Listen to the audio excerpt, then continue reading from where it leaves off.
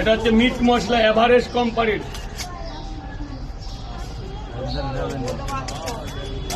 এটা গেল মিট মশলা, কাচুরি মেথি গেল, মিট মশলা গেল। এর মধ্যে আছে কাবলি ছোলা, চীনা বাদাম, বড়ি, সোয়াবিন, ফরচুনের, কিছু বাকি নেই তো দাদা।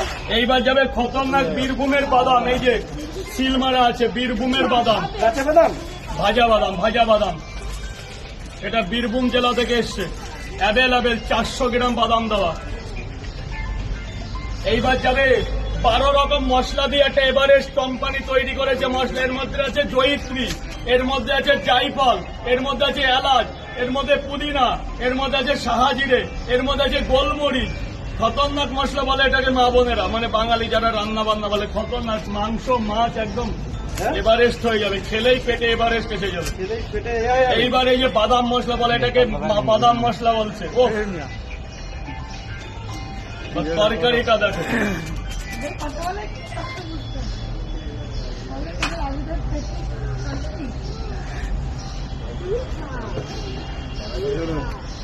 মাল তৈরি হয়ে চলে এসো। এই সোনা পার্সেলটা সোনার কিছু ফটোটা তুলে নিন, দাঁড়ান ফটোটা